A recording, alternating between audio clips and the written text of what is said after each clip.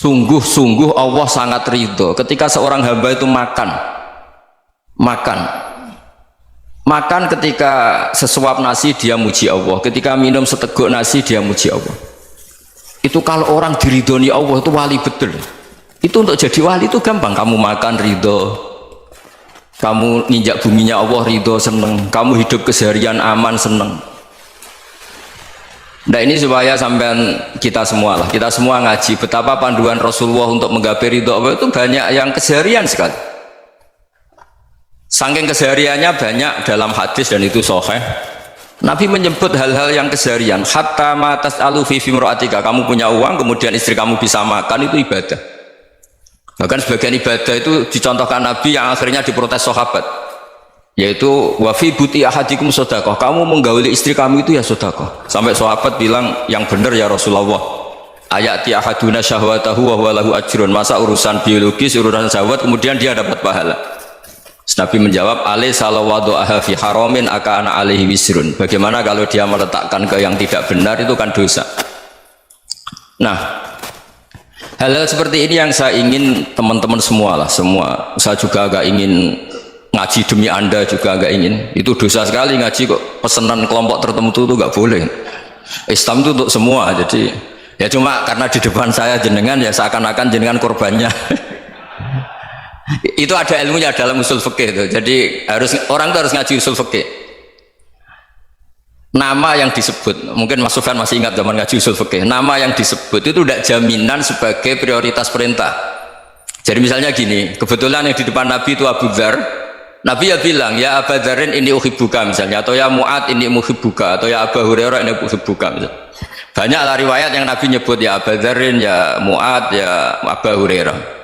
Kemudian misalnya Nabi meneruskan khitab, ini uhibbuka, saya mencintai kamu, fakul dubur sholatin, atau sebagian riwayat disebut fala tada'anna dubura kulli sholatin Allahumma inni ala dzikrika wa syukrika wa husni ibadatik.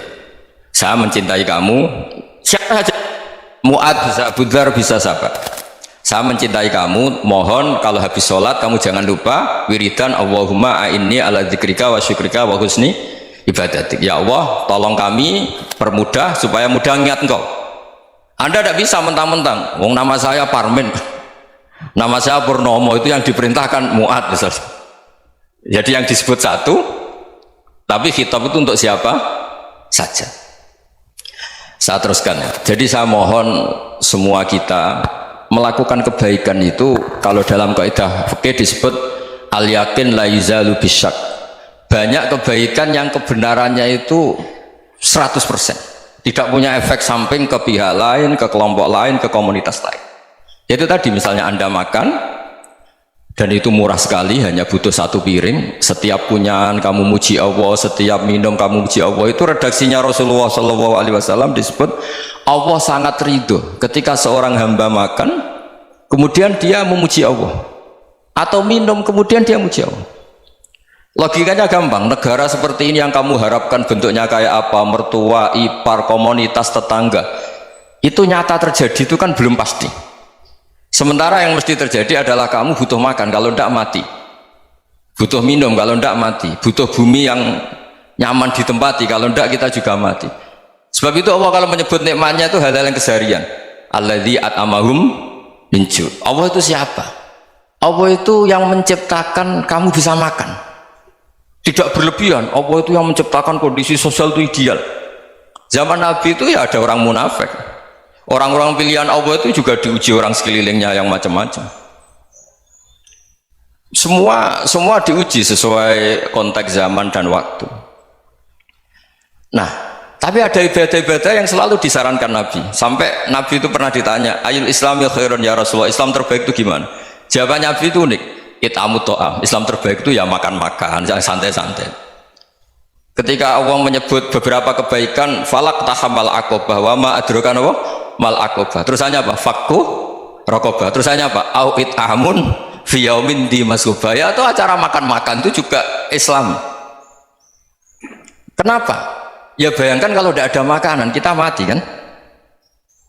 Kondisi sosial tidak ideal tuh Anda masih gak apa-apa, tapi kalau Anda tidak makan, Anda tidak minum, Kamu punya istri cerewet masih bisa hidup, punya mertua cerewet masih bisa hidup. Tapi kalau tidak makan bisa mati. Berarti penting mana istri sama makan? Penting mana? Makan. Semoga istri Anda dengar. Nanti kamu disuruh makan tapi pulang deh. Itu kalau dibahasakan makan masih memahami. Penting mana nasi satu piring dengan istri? Nggak ada nasi mati, nggak ada istri belum mati. Penting mana? Gak berani jawab kan? Nah, ternyata Anda ada garang kan di depan istri.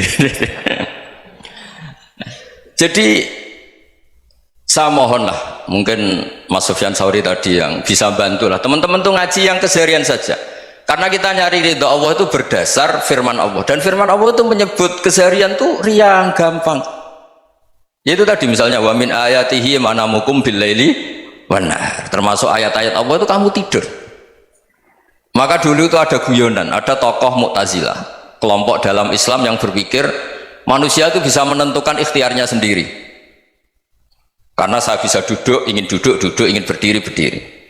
Karena kelompok ini nggak terima kalau semua kehendak Allah, nanti bagaimana kalau semua kehendak Allah kok ada hisab ya, ada sanksi. Lucunya itu dia akhirnya, ini cerita ya, mencintai seorang perempuan cantik sekali. Dan itu dia menjadi ahli sunnah itu oleh hal-hal yang sepele. Karena istrinya cantik, ya namanya suami istri hubungan intim. Terus ditanya, Mas masih ingin lagi? Masih. Silahkan diulang lagi. Wah ya tidak bisa. Katanya manusia bisa menentukan yang diinginkan. Itu tobat itu. Itu nggak bisa ditobatkan Mas Sufyan Ats-Tsauri. Orang cantik yang mudah nobatkan orang itu orang cantik. Segampang itu. Akhirnya kita tahu, makanya kalau dalam kitab Hikam itu disebut al-aqil mayyakul madza yaf'alu wa hubi wal ghafil mayyakul madza af'al. Orang yang punya akal karena sadar ini wilayah Allah, semua milik Tuhan, itu dia tiap hari berpikir besok Allah akan melakukan apa terhadap dunia ini. Kamu merencanakan suatu mau plesir ternyata gempa, mau wisata ke Rusia ternyata perang. Kamu tidak pernah tahu apa yang akan terjadi besok. Wa ma tadri nafsum madza taksibu ghadan. Tapi anda semua kita ini sering punya jadwal permanen. Makanya saya kalau diundang siapa saja sana takdir. Yang jelas Gus ini acara penting. Ya masih acara penting nak pangeran ngersakno piye? Kok ape dadi pangeran? Kamu kok mau jadi Tuhan? Itu kadang ya kiai. Penting Gus acara ini jenengan harus memastikan bisa. Loh kamu itu yang ngajarin tauhid, sesuatu itu biadillah kok bilang-bilang apa pasti. Kalau maksa terus tak tobatkan loh kamu kata saya. Ya kalau gitu Gus bilang insya Allah. Wah itu hati saya, fisik saya, roh saya sudah bilang insya Allah. Tidak usah kamu latih kata saya. Nah hal-hal tauhid keseharian itu gampang sebetulnya. Wal ghafil yaqulu madza af'al. Tapi orang yang lupa Allah dia setiap hari bilang besok apa? Kita bisa melakukan apa? Seakan-akan dia itu aktor, dia penting, dia subjek permanen, dia. Padahal kita ini hanya objek kehendak Allah Subhanahu wa taala.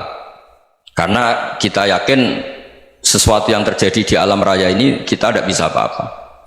Makanya saya sering ngaji, sering bilang saya, ketika Anda mensifati Allah, dia yang menghidupkan, sudah itu tanamkan sehingga ketika kita mati santai saja.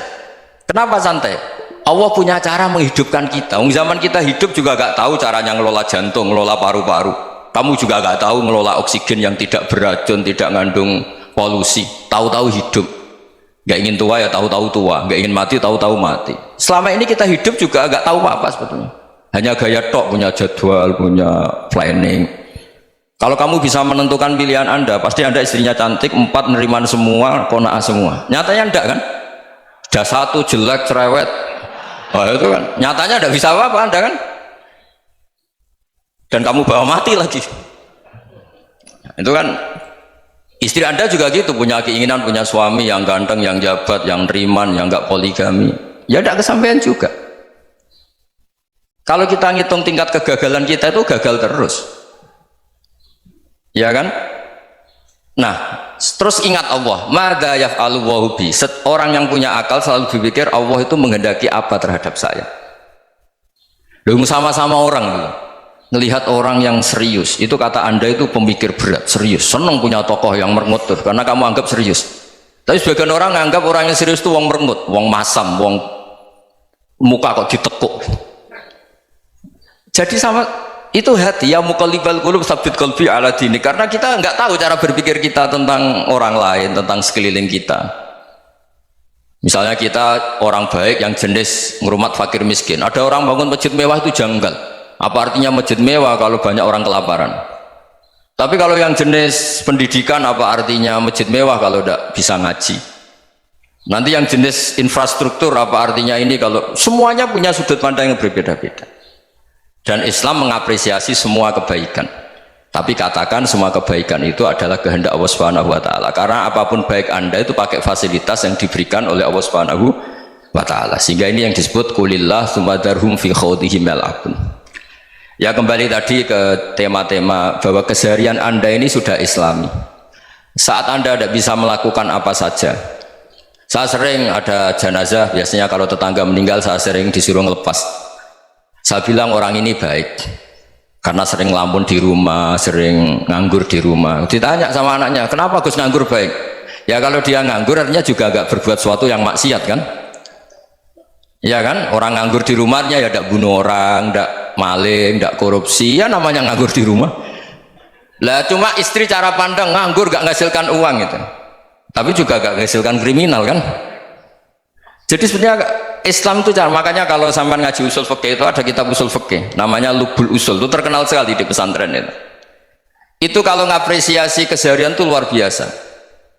Izma min mubahin illa wa yatahaqqaqu bihi tarku haramimma, karena keseharian yang mubah saat Anda lakukan itu ada kehebatan yang luar biasa, yaitu meninggalkan haram. Makanya dulu banyak orang-orang alim ketemu temannya itu guyon sampai semalaman. Itu biasanya yang semangat Islam itu, kiai kok tidak tahajud, kiai kok tidak witir. Orang yang sedang mapan uangnya banyak, malam itu tidak kelayaban itu sudah luar biasa. Melawan nafsu supaya tidak maksiat itu sudah luar biasa. Supaya lupa guyon sama temannya semalaman sampai subuh, gejlok-gejlokan ngenang zaman miskin, zaman kuliah nggak jelas, zaman apa. Melihatnya jangan tarkut tahajud seperti ini, meninggalkan tahajud, tapi meninggalkannya ini talkul muharramat. Jadi kayak apa hebatnya? Sehingga Imam Ghazali punya riwayat yang agak unik. Hatta takuna ibadatu akhiri hadil ummah iku an-naum. Sehingga suatu saat ibadah terbaik umat ini itu tidur. Itu kan riwayat kontroversi. Ketika Imam Ghazali saja, kenapa iya? Kenapa kamu mulai keluar dari rumah itu sudah banyak maksiat, melihat perempuan yang enggak mahram, melihat fenomena. Tapi kalau kamu tidur itu enggak melihat apa-apa.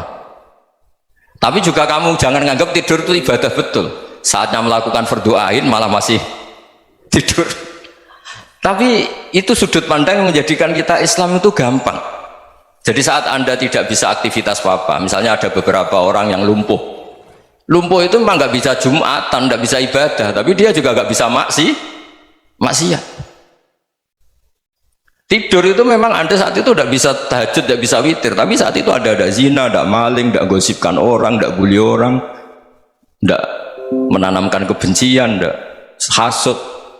Sehingga tidur menurut Allah Ta'ala wa min ayatihi manamukum billaili apa? Wanahar. Karena di tidur itu selain ada unsur istirahat, jaga kestamina, juga ada unsur meninggalkan beberapa keburukan. Nah, saya mohon ibadah yang keseharian ini kita jaga supaya kita semua baca ayat itu fasih itu tertanam di hati. Allah itu siapa? Alladzi at'amahum min ju'i wa amanahum min khauf. Dan Allah kalau cerita di Quran itu anna sababnal ma'a sabba thumma syaqaqnal ardhan wa syaqqa fa ambatna fiha habba wa inaba wa qadba wa zaituna wa nakhla wa hadaika hulba. Kamu tahu saya ini siapa? Kata Allah, saya ini adalah Tuhan yang menurunkan air, kemudian ada tanaman banyak, habba wa inaba wa qadba, ada zaitun, ada tin, kalau orang Jawa mungkin ada tela, ada padi, ada mangga, ada pisang. Sudah, wa inaba wa zaituna wa nakhla wa hadaika hulba, ada perkebunan yang lebat. Tujuannya apa? Mata Allahkum, silahkan kamu pakai, kamu nikmati. Tapi karena kadang kita ini punya ide-ide besar, tadi untuk syukur saja nunggu punya istri riman, rumah baik, tetangga baik, komunitas baik, semuanya baik baru syukur. Lama-lama nanti ada di surga, syukurnya nunggu surga paling kelas A. Itu sudah ada yang menghuni Rasulullah, kamu nggak boleh di situ. Masa untuk syukur saja repotnya, masya Allah. Jadi mohonlah Quran yang kalau Anda hafalkan juz sama itu kan ada ayat-ayat yang kayak tadi. Ya, fal yang dzuril insanu ila ta'ami. Coba lihat Apa yang kamu makan ya? Dari mana? Dan untuk mempertahankan hidup kamu keseharian. Jadi jangan kira ibadah itu harus membentuk komunitas yang versi Anda. Ibadah itu harus hal yang mulu-mulu. Kesehariannya Anda alami. Loh, ini saya tidak bikin-bikin. Saya ngaji bukan karena berdasar pesanan. Itu ayat yang saya baca kan betul ada ayatnya kan. Fal yang dzuril insanu ila ta'ami anna sababnal ma'a sabba thumma syaqaqnal ardo syaqqa fa ambasna fiha habba wa inaba wa qadba wa zaituna wa nakhla wa hadaiqa ghulba. Terusannya apa? Mata'al lakum, silakan kamu nikmati. Mata itu silakan kamu nikmati. Ya kayak sampean dikasih hidangan ya makan. Ya sudah makan, habis makan ya minum, habis itu ngantuk ya tidur. Ya sudah normal-normal saja.